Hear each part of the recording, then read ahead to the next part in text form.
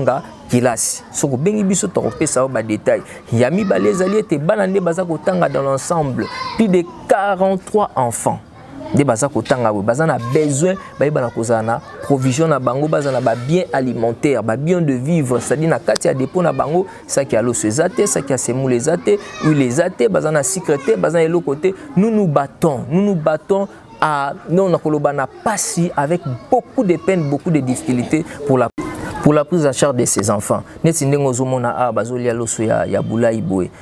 ceux qui on achète du riz, c'est tous les jours que ces enfants mangent du riz comme ça.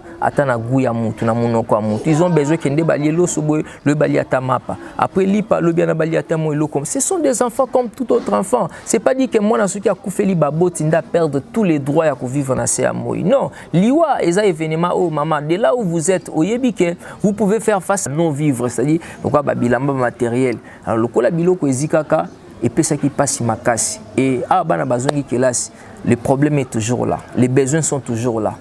Besoin à kolia, ils ont besoin moko boyebi yango, ils ont besoin moko vraiment très sensible. Ne bauti kelasi, bromona bango ande bazoko tabu bauti kelasi, bazana besoin sima ko utaki après ko utaki kelasi bazana besoin balia. Ata moi mbumalo se kota, moi potopote kota, moi lipe kota. Po bazo makasi ya kosala ba devoir baza ko pesa bango. Po bazo ata ko réfléchir sur les données baza ko enseigner bango. Po ba na ko maîtriser boyebi que les Français disent que le ventre affamé n'a point d'oreille. Pour ceux qui bazana nzala ba kelasi toza ko tangisa bango e ko simba pété. Yango tozoya toujours epa inabino batu bo mesana ko sala bolam bato bo mipesa bozo motema bolobaka non, nous le faisons pour la gloire de Dieu. Quand nengolo bako sala rango pona lokumu ya Nzambe. Sache-le que tu acceptes de persévérer. Et puis persévérance o Nzambe asenga rabiso. C'est pas dire que toza batu.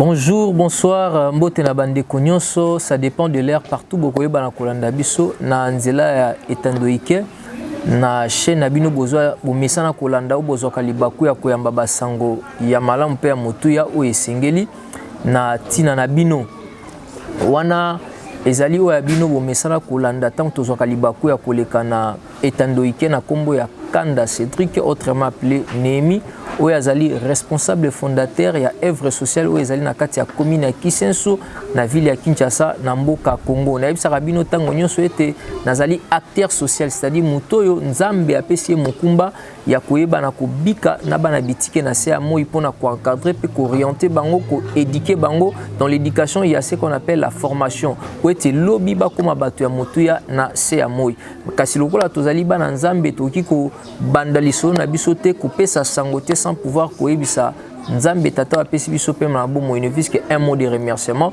et kozala malamu mingi to sambeli kolo totondi yo topesi yo merci pour toza malamu elingaki yo tozala yango tozali tika lokumu kembo masan joli ezonge epai na yo pambola maito koloba awa ezongisa lokumu epai na yo pe pambola ba nyonso bakoyeba na koyoka yango na motema ya kufunga pe ya kondima pesa makasi ya koyeba na kotia yango na misala po lipamboli na yo eba na kovanda na bomo ya moko na moko pe mona na tobile yango na kombo na mokonzi Jésus Christo amen. Voilà. Tika kolo aeba na kopambola bino kaka ndenge tolobaki to komi déjà na moment ya rentrée scolaire yango esi et salami déjà bana basi bazongi déjà kelasi na yango to bimili susu liboso na bino na nzela ya etandoike na chaîne na bino bomesana kolanda EHP Media pona koya ko pesa lisusu matondi c'est-à-dire ko remercier lisusu davantage tous ceux qui ont participé pour la rentrée scolaire de ces enfants orphelins au bazana kati ya commune ya Kisenso na quartier Mission sur avenue Matadi numéro 3 aux références tango ezalaka Madimba chemin numéro bo contact arabiso eza numéro eza na bas de l'écran na place au monde ba commis frère Némi Kanda donc wana eza numéro o boyeba kana ko benga biso po bozwa ba actualité et boza moi 2 3 4 personnes au mité mais baki na kotuta mapoete bana bitike ba na kozwa quelques équipements pour la rentrée scolaire, bien que une partie satisfaisante déjà ici et zongi déjà qui est là, mais il y a encore une autre partie au batikali kozwana no babilo comme souté lokola ba sapatu, lokola ba sac, lokola ba uniforme non bazu angote surtout ba o ba outi komata na niveau secondaire pe ba o baza déjà na niveau secondaire. On a te remercier pe la famille Opinge depuis Paris, papa Adam, maman Brinette, te bina ko remercier pe bande konabiso fondation fait ça depuis l'Allemagne, te bina ko remercier pe l'homme du social to benga ke bon to benga ke papa social, papa des papas, le papa Jospin Sarouti bipa yazali. Te remercier infiniment, te remercier tout celui qui a apporté son stylo, son cahier et qui a apporté quelque chose pour être ban habitike ba banako sala rentrée scolaire au baouti ko sala na bili ndenge bozali komona. Et vraiment c'est avec joie que les enfants qui n'ont pas de parents nassé à moi au biso to koma ba parents na bango to ndima charge ya ko accompagner bango dans le bon pour que demain qu'ils soient des êtres utiles dans la société. Musalo to sala na bino mama yozap bipa yozako landanga, vous êtes aux États-Unis, vous êtes en Angleterre, vous êtes en Europe, partout dans le monde bipai boyebi na kozala boza kolanda biso bondima ko s'impliquer na kati ya musala o. C'est un bon travail, un travail qui plaise à Dieu, un travail qui attend des conséquences positives comme vous le savez, hein. Travail moko zapenza ya malamu pe ya mutu ya toza kosala na bino ensemble, à savoir que la parole du Seigneur est en train de marteler zobeta sete likola musala toza kosala et le biboye et le biete nyonso o biso toza kolona o biso tozolona yango nde tokoyeba na kobuka yeba ke tia yango na mutu na yo pe bomba yango na motema pendant que vous êtes en train de semer le bien bolamu balona ka yango na epai ya batu mususu me babuka yango na bomo ina yo moko. C'est-à-dire quand vous êtes en train d'aider quelqu'un, sachez-le bien que la personne à qui vous avez investi en bien na kati ya bomo ina ye, c'est pas lui qui va vous payer, non, mais tant et comme ete yo buka mbumo yo lonaki résultat nango ekozonga epai non, c'est un thématique oyo nzambe yemoko nde mutasala bongo. Donc c'est le Seigneur qui a disposer tous les mécanismes et que les choses marchent ainsi. On a ça quoi encourager bino batu besoin qui implication ya ko soutenir bana bitike à travers le pays, surtout pe bondima pe ko zwa moko ya borphelinat oyo ba centre d'encadrement oyo eza na kati ya commune ya Kisenso na quartier mission bipa yo tozali bana bazongi kelasi mais bobo sanate to betela ki bino lisolo tant tozolo ba maramba rentrée scolaire to ba ki na koyebisa bino te orphelinat ekutana kana problème moko très malheureux, c'est un événement plutôt très malheureux oyo komaka le 24 mai il y a année otoyebi na kozala le 24 mai ça a été orphelinat baka na kozika bana ba perdre ka biloko ebele yango moni et sali même que bana bazui retard ba musu bazui retard et bazangi ba sapatu na bango to chaka même des côtés comme sous prétexte lokola moi ba provision moko boya ba bien o eza ba non vivre, c'est-à-dire pourquoi ba bilamba matériel alors lokola biloko ezikaka et puis ça qui passe makasi et bana bazongi kelasi, le problème est toujours là, les besoins sont toujours là.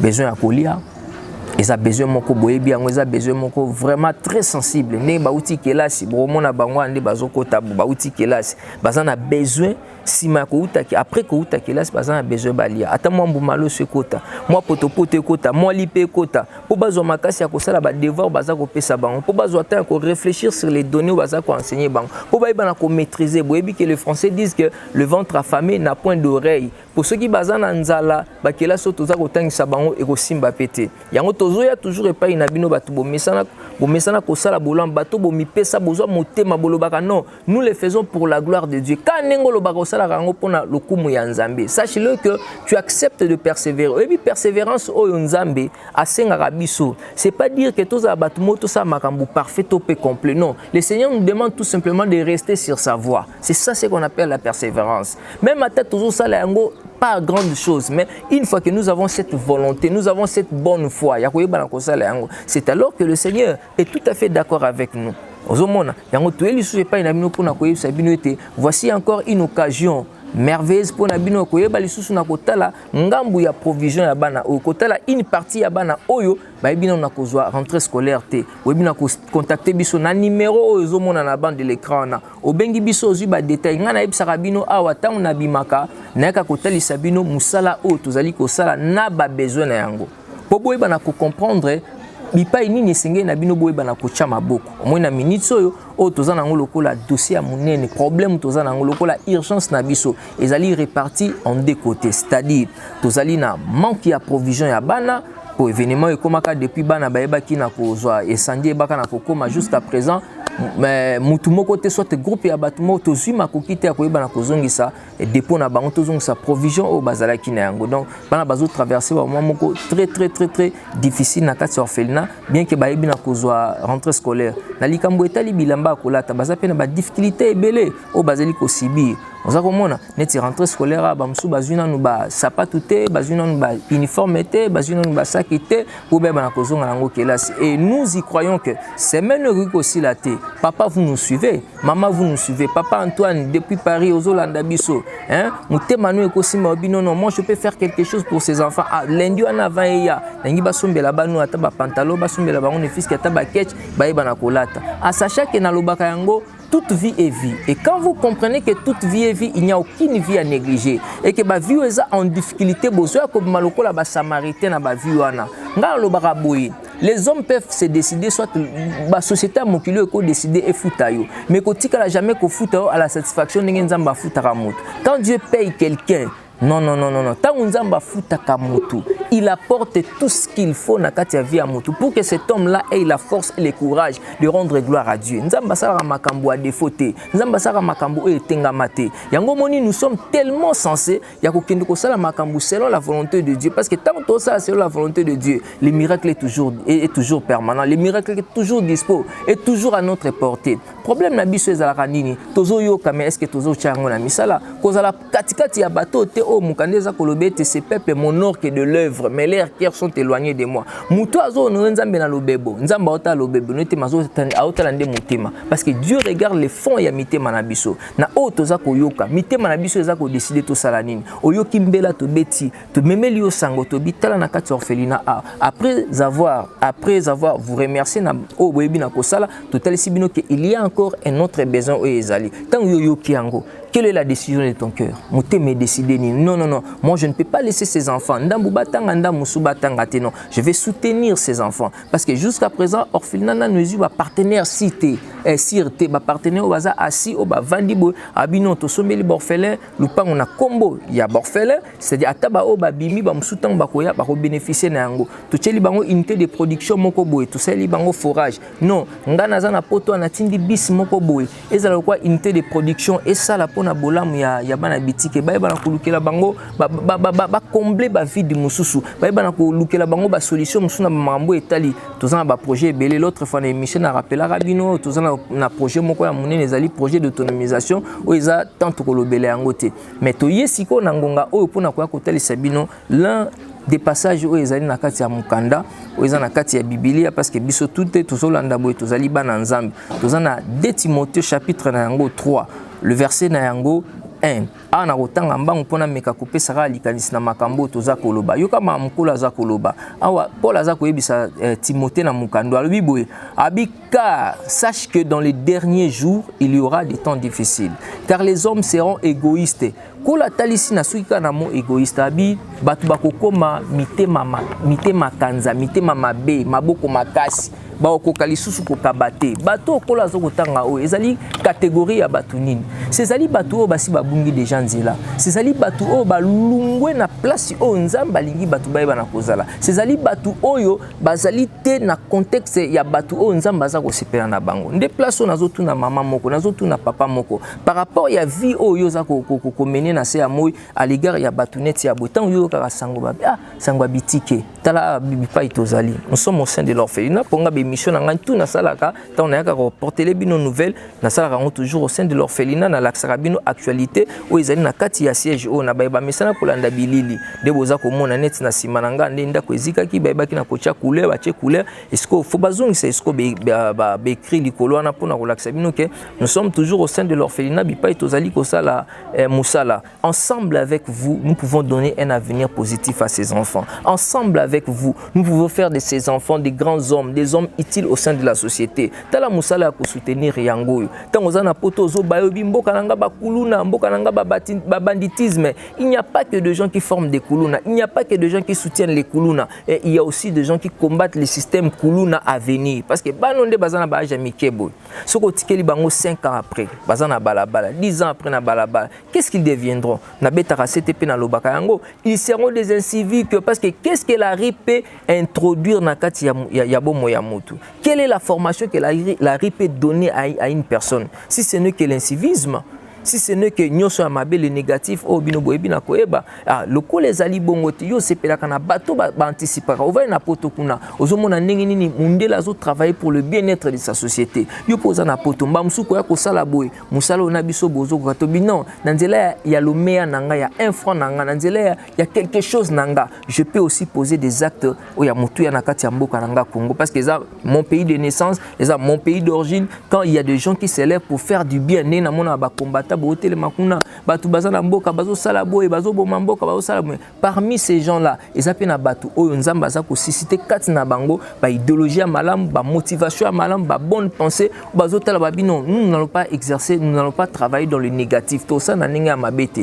nous irons dans le bon biso to sala makambo ko la singi biso to ebana ko sala tala on est encore jeune na kosala nyonso na singe na sala mais na nzela ya musala oyo na moni batu ko s'impliquer na musala oyo ko tatola pe monene ya nzambe ko tombola loboko ko lobaki Dieu est grand na moni ba témoignage muta bengi na téléphone po atindela ona nous sans fante mais abengi po apesa ona nous te eza ba preuve d'encouragement oyo permettra biso to ya ko bima isu na banzela etandoike boy pour na ko motiver encore plus de gens ya ko yeba na ko sala musala oyo non seulement que vous êtes en train d'aider ces enfants mais sachez-le que vous êtes en train de chercher vous êtes en train d'ouvrir aussi des portes de bénédiction porte de miracle na kati ya ba vie na bino ezali kambu ya pasteur te na sambela non ezali kambu tango nyozo sala acte boko pona bana o ozali kotosa nde makomi ya nzambe parce que nzambe ne mutu a recommandé biso tozala ba chrétien na ba chrétien te parce qu'il y a même des gens ba sambela raté mais o ba eda bana oyo nzambe za ko sala ba makambo ya minene pe ya somo pe ya kokamwa o même à l'endroit des chrétiens ba chrétien ba za kokamwa.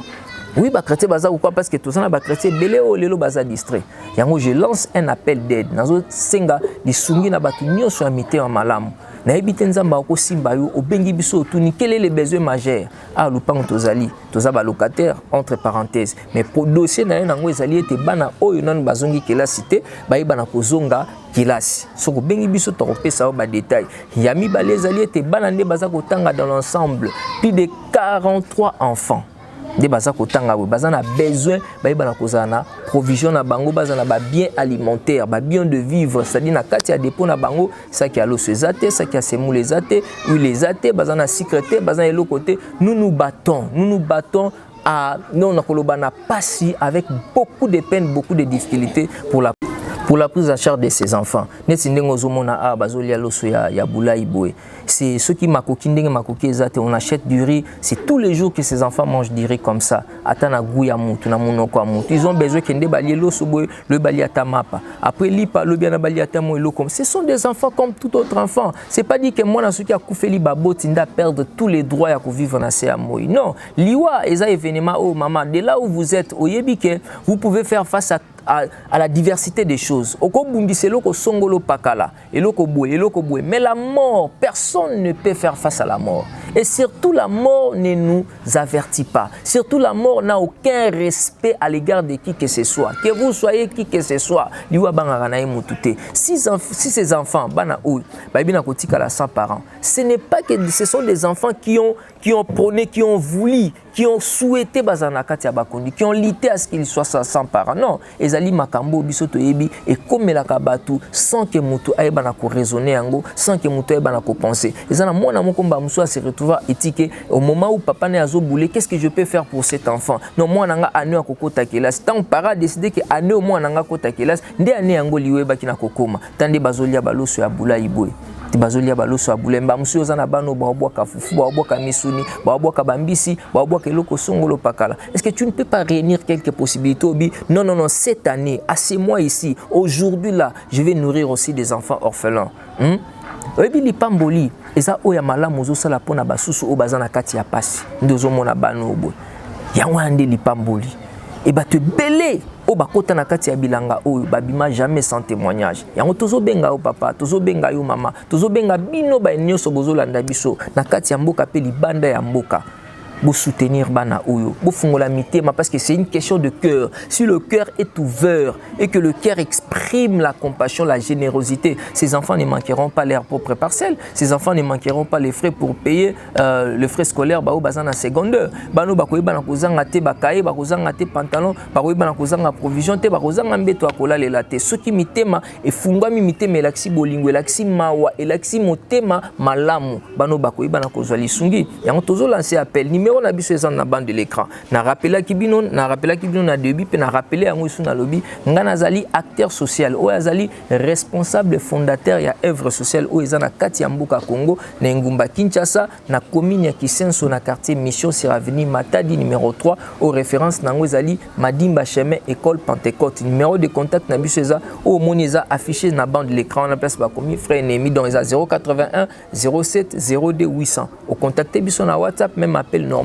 Nous allons vous passer les détails. Je crois que tozaki na lokola nouvelle ya koyeba na komemela bino na mokolo lelo yango wana pona koyebisa yo boye kozala katikati ya bapimité zala katikati ya bato baza kopesa po ekomami boye oya kopesa nde bakoyeba na kopesa ye pesa ekopesa mela yo mais nzamba atindiki biso topesa n'importe zute atindiki biso topesa na changa te nzamba zana ba site na ye eza lokola ba match o ba beta kasoki ya ba baseball wana ndo monaka eza na place mo tango zo beta ba laxi libulu fo mbume kendo kota wana c'est-à-dire lokola nzamba za nzambe ya ba révélation pe ya ba orientation a révéler pe a orienter ne sika o soki oke ne sika wana c'est alors que vous verrez sa main vous verrez sa puissance c'est alors que vous aurez automatiquement de bénédictions que vous te pas inaye et tomber sur votre œuvre yango yoki alobi c'est lui qui donne aux pauvres il prête à l'Éternel Dieu. Est-ce que vous donnez aussi aux pauvres? Est-ce que vous avez aussi l'habitude? Vous vous intéressez aussi aux pauvres, comme il est écrit, heureux c'est lui qui s'intéresse aux pauvres. Un autre aspect à cause de la erreur, c'est savoir s'intéresser aussi aux pauvres. N'habitez, si vous avez déjà eu ce sentiment de s'intéresser aux pauvres, un autre aspect à vie à monter à cause de la paix heureux, c'est savoir s'intéresser aussi aux pauvres. Il y a bateau bazana kati ya passe.